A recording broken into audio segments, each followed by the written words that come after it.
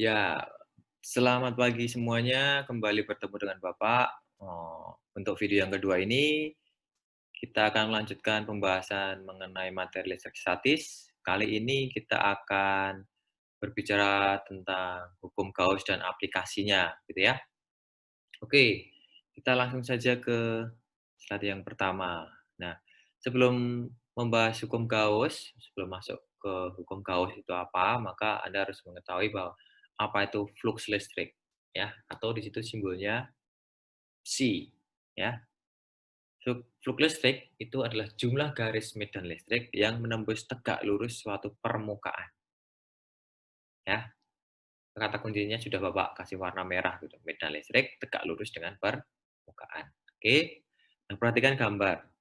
Nah, ada sebuah permukaan gitu ya, persegi panjang dengan. Nah, teman-teman, eee, permukaannya ini yang warna merah ini arah permukaan ya. Permukaan ini A luasnya, ini A. Nah, ini merah ini, anak panah ini menunjukkan arah permukaannya. Jadi misalkan telapak tangan ini, maka arah permukaannya yang depan gitu ya, ke sini ya, arah permukaan. Kemudian ada garis medan. Ini sebenarnya ada banyak ya, garis medannya ada banyak, cuman agar lebih jelas, Bapak hanya gambar satu di situ ya. Nah, garis medan listrik ini menembus permukaan A. Nah, garis sama permukaan ini searah. Searah. Artinya apa? Artinya sudut yang dibentuk berapa? 0 derajat. Ya kan? Nah, besarnya flux berapa? Besarnya flux ini adalah kuat medan dikali perkalian dot ya, kali luasnya. Nah, teman-teman, kalau bidangnya miring bagaimana? Jadi tadi begini, sekarang saya miringkan begini, ya. Maka gambarnya itu begini ya, menghadap muka kalian. Nah, maka arah permukaannya ke sana ya. Kalau tadi begini, sekarang sana, ya. Arah permukaannya serong ke atas begitu. Sama ini garis medannya saya hanya gambar satu biar jelas begitu. Nah, sementara garis medannya sama menuju ke horizontal ya. Maka di situ ada sudut antara kuat medan dan arah permukaannya. Luas permukaannya sama misalkan ya. Nah, sudutnya berapa? Nah, sudut antara kuat medan dan nah, theta disebut theta. Maka besarnya flux berapa? Nah, E ini kita tarik ke sumbu A. Maka jadi apa? Oh, ini kan jadi segitiga kan? Kan sisi sampingnya. Maka jadi cos E cos theta kali A. Atau dituliskan flux sama dengan E A cos theta. Di mana theta adalah sudut apit antara garis medan listrik dan permukaan. Begitu, ini tentang flux. Nah, sekarang kita masuk ke hukum Gauss. Nah, hukum Gauss itu menyatakan bahwa jumlah garis medan listrik yang menembus tegak lurus permukaan tadi, atau kita sebut flux tadi, itu sama dengan jumlah muatan yang dilingkupi oleh permukaan tertutup. Nah, kita sebut permukaan tertutup ini nanti permukaan Gauss. Dibagi dengan permitivitas udara atau epsilon 0. Nah, kalau secara matematis kita tuliskan seperti ini. Jadi, flux tadi, psi tadi, kan E A cos theta. Sama dengan jumlah muatan, maka sigma Q per epsilon 0. Secara matematis seperti itu. Nah, kalau tadi kan yang Bapak gambarkan permukaan hanya satu ya. Sekarang kalau permukaan itu nggak jelas begini, bentuknya 3D begitu ya, 3 dimensi. Maka kalau kita potong-potong kecil permukaan itu, jadi kotak-kotak kecil ini, maka ada satu, 2, 3 ini misalnya yang di titik satu ini, maka arah permukaannya ke sana ini ya, ini arah permukaannya. Sementara E-nya itu ke sana, arah garis medannya ke sama semua, searah ya. Maka sudut tetanya berbeda dengan di titik 2. Titik 2 dia arah permukaannya ke bawah. Sudut E-nya ke sama seperti yang satu tadi, maka sudutnya 90. Berbeda dengan titik ketiga, maka tetanya juga berbeda. Berbeda di titik yang di sini dan seterusnya. Maka kita menggunakan apa? Integral tertutup. Ya, seluasan ini kan, luas permukaan bidang itu kan. maka integral tertutup E dA. dA ini adalah ini permukaan-permukaan kecil ini ya. Jadi gabungan dari permukaan-permukaan kecil ini integral tertutup E dA. Sama dengan jumlah muatan atau Q in, muatan yang di dalam. Ya, Q in. Saya tulis Q in sekarang. Per epsilon 0. Itu hukum Gauss. Nah, hukum Gauss, kita sekarang aplikasi hukum Gauss. Yaitu hukum Gauss itu untuk menentukan kuat medan pada eh, apa bidang-bidang tertentu ya. Nah, sekarang kita aplikasinya pada yang pertama pada keping sejajar dulu. Ini nanti kita sebut kapasitor keping sejajar itu. Ya, nanti akan kita bahas di akhir bab ini tentang kapasitor. Nah, kita lihat aplikasi hukum Gauss untuk menentukan kuat medan listrik pada keping sejajar. Misalkan seperti ini, ada dua buah keping atau plat. Ya, ini di masing-masing plat ada muatan positif, yang satu ada muatan negatif. Maka di sini ada, ini apa? Bukan Q, ini sigma. Sigma itu apa? Rapat muatan nanti. Karena ini ada muatan, maka rapat muatannya berapa? Juga ada rapat muatan. Ini muatannya negatif. Nah, ini garis medannya. Nah, rapat muatan itu adalah muatan listrik tiap satu satuan luas. Maka Q per A. Ini ada rapat muatan kalau dia punya volume ya Q per volume. Kalau dia punya panjang ya Q per panjang atau Q per L gitu. Sekarang kita lihat yang ini dulu pada keping sejajar, maka ada rapat muatan, yaitu muatan listrik tiap satu satuan luas. Maka bisa kita tulis seperti ini, sigma, ini bacanya sigma juga ya, sigma Q per A, dan maka kita masukkan seperti ini ke hukum Gauss tadi. Nah, karena sigma itu Q per A, maka nah ini kok cos-nya hilang. Nah, kan ini arah permukaannya searah dengan arah E, maka cos 0. Maka cos 0 berapa? 1, nggak usah ditulis. Maka EA sigma Q. Maka kalau kita masukkan sigma ke dalam rumus E jadinya seperti ini. Jadi kuat medan listrik pada keping jajar bisa kita hitung menggunakan persamaan E sama dengan sigma per epsilon. Itu ya. Oke. Nah, ini keterangannya. Nah, permitivitas ruang hampa tadi yang belum ada itu, permitivitas ruang hampa itu 8,85 kali 10 pangkat min 12 ya. Begitu. Ini tetapan ini ya. Contoh soal, misalnya seperti ini. Ada bola kecil bermuatan listrik 20 mikrocoulomb berada di antara keping sejajar P dan Q. Jadi ada keping sejajar P dan Q ya. Berbeda jenis dengan rapat muatan sigmanya tadi ya, sekian. Dan lihat gambarnya mana? Oh, ini gambarnya. Nah, kurang lebih seperti ini gambarnya. Kuantitas udaranya 8, nah, ketahui 8,85 kali 10 min 12, hitung massa bola. Nah, di sini sudah ada diaplikasikan begitu ya. Sekarang ada plat P dan Q, sisi negatif, rapat muatannya sudah ada, maka permitivitasnya sudah ada, maka E-nya bisa tahu dong. Itu kan kurang lebih seperti ini. Ya, silahkan Anda hitung apakah sama, cocokkan. Nah, syarat bola akan seimbang. Nah, ingat hukum Newton dong, ya. Aksi reaksi kan. Biar seimbang maka F yang naik ke atas harus sama dengan gaya yang menarik ke bawah beratnya. Jadi W ini M kali G tidak ditulis. Maka masanya silakan dihitung ya. Dianalisis sendiri nanti kita cocokkan waktu kita bertemu secara virtual. Oke, kita langsung lanjut ke aplikasi hukum Gauss untuk menentukan kuat medan listrik pada bola pecal. Nah, bola pecal itu bola yang apa ya? Berisi, padat. Nah, bola pecal ini yang tunjukkan warna orange ini. Jari-jarinya A. Nah, di dalam bola ini ada muatan ini ya, tanda plus-plus ini. Nah, jumlah muatan ini saya sebut Q, Q besar, Q kapital.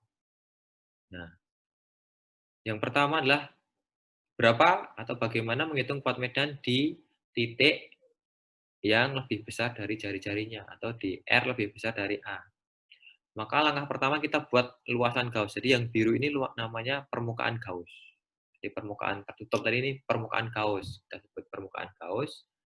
Yang warna biru ini kita buat dulu, maka kita masukkan ke dalam tadi hukum Gauss tadi ya, interval tertutup E dA U in per epsilon nol. Nah, ini bola ya, ini bola.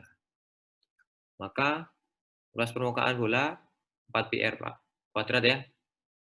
Maka oh, Q in-nya berapa? Q in-nya ya jumlah ini, Q besar per epsilon nol. Maka E-nya berapa? 1/4 pi epsilon nol Q per R kuadrat. Nah, 1/4 epsilon nol itu apa? K. Nah, bisa ditulis seperti ini, K Q per R kuadrat.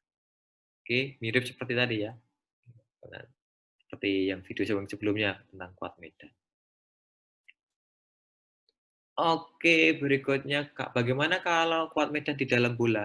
Kan R-nya lebih kecil dari jari-jari bola ya. Nah, yang warna merah ini. Kalau tadi di luar, sekarang di dalam permukaan kaosnya. Nah, ada rapat muatan persatuan volume, rho di situ. Rapat muatan persatuan volume untuk bola besar, muatan untuk bola kecil yang warna merah ini permukaan kaosnya. Maka Q per V, maka Q-nya volume bola berapa? 4 pt. Oke, maka QI-nya didapat R pangkat 3 per A pangkat 3. Jadi R itu jari-jari permukaan Gauss-nya yang warna merah, A itu jari-jari bola. Tandanya ya. Kita masukkan Qin ini ke dalam hukum Gauss, maka kurang lebih seperti ini, seperti tadi ya. Maka kita bisa buat cantik seperti ini. Atau, oke, 1/4 pi epsilonnya bisa kita ganti dengan K. KQR per A pangkat 3. Nah, bagaimana kalau kuat medan listrik pas di ini kulit bola? Gimana? Ya, R-nya ini tinggal diganti A saja toh, selesai. KQ per R per A kuadrat. Karena kan nanti R-nya ini kan jadi A juga kan, habis kan. Sama. Jadi itu untuk bola pecah. Nah, kalau digambarkan pada grafik, untuk E-nya itu naik dari pusat sampai kulit bola itu naik, begitu kulit bola, E-nya itu tuh turun. Persamaan kuadrat tadi ya. Nah, turunnya seperti ini, kuadratik. Oke, itu kalau grafiknya. Contoh soal, misalnya sebuah bola konduktor, pejal tentu ini, dengan jari-jari 10 cm, bermuatan 50 mikrokulom, terus merata, tentukan kuat medan. Oke, ya kurang lebih seperti ini ya. KQR, kalau ini di 5 cm berarti di dalam dong. Nah, kayak ini dong, kita pakai yang di dalam tadi. K, Q-nya 50 mikro, atau ini 5 cm kan? 5 cm. Kalau di bola, masukkan. Oke. A-nya berapa? 10 cm kan? Ini di kulit kan? Oke. Kemudian kalau ini ya di R kuadrat. Nah, oh sorry, ini 15. Oh ya, betul ya. Ini di dalam bola, di kulit bola, ini di luar bola. Oke, teman-teman. Ya, semoga jelas. Silakan di Anda analisis sendiri, dicocokkan begitu ya. Nanti kalau masih ada yang kurang jelas bisa ditanyakan. Oke, kita masuk ke aplikasi hukum Gauss untuk kuat medan listrik pada bola berongga. Nah, ini bolanya yang warna hitam ini. Ini bolanya, ini ada rongga, ya, bolanya. Nah, Anda diminta untuk menentukan kuat medan listrik di dalam dan di luar bola. Nah, permukaan saat ini permukaan Gauss. Ini permukaan Gauss 2 yang biru. Oke, nah bagaimana kuat medan di titik R lebih kecil dari A atau di dalam bola berongga? Ya, kita masukkan dalam hukum Gauss. Nah, permukaan gas ini melingkupi muatan berapa? Tidak ada muatan yang dilingkupi, maka 0. Maka kuat medan di dalam bola, untuk bola berongga, itu 0. Nah, beda sama yang bola pecel ya. Nah, kalau di yang permukaan Gauss yang kedua atau di titik yang kedua, saat R lebih besar dari A, maka masukkan Q, nah Q yang dilingkupi apa? Jumlah Q ini, Q besar saya tuliskan. Maka 1/4 epsilon 0 Q atau K Q R kuadrat. Ya. Oke, itu untuk bola berongga. Ini grafik hubungan E dan R untuk bola berongga. Jadi E-nya 0 waktu di dalam bola, kemudian waktu dia di kulit dia maksimum, kemudian turun menjauh. Oke, contoh soalnya, Nah, contoh soalnya seperti ini. Kalau sebuah bola berongga jari-jarinya 20 cm, jika kuat medan listrik di luar bola pada jarak 10 cm adalah 100 Newton, maka kita hitung E-nya sudah tahu ya. E-nya sudah tahu pada R 10 cm ya.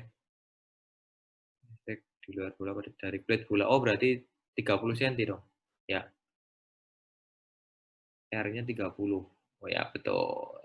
Ya, karena ini 10 cm dari kulit bola, maka R-nya kita masukkan 30. Oke, hasilnya Q-nya 1, maka kita masukkan ke, nah, di dalam bola, berongga tadi E-nya 0. Oke, dan kita masukkan. Oke, ah, oh telat itu animation-nya ya, animation-nya. Nah, sekarang silakan analisis untuk kalau misalnya ada kawat ini, ada kawat bermuatan, begitu, maka luasan Gauss-nya itu menjadi silinder dong. Kalau di titik R ini ya, maka luasan Gauss-nya berupa silinder. Maka silakan dianalisis. Kira-kira bagaimana untuk menentukan kuat medan jika bidangnya adalah silinder seperti ini. Ini L, panjang selimutnya ya. Apakah panjang selimut berpengaruh pada kuat medan? Nah, silakan dianalisis, nanti akan Bapak tanyakan atau kita bahas nanti waktu kita bertemu secara virtual. Oke teman-teman, sampai di sini dulu video kedua ini. Dan ini sekaligus video terakhir untuk materi listrik statis ini. Semoga jelas dan semoga bermanfaat video ini. Nanti kita lanjutkan waktu pertemuan virtual gitu ya. Oke, selamat siang, selamat eh, selamat apa ya? Selamat siang, salam sehat dan tetap gembira. Sampai bertemu di pertemuan di kelas virtual nanti. Oke, terima kasih.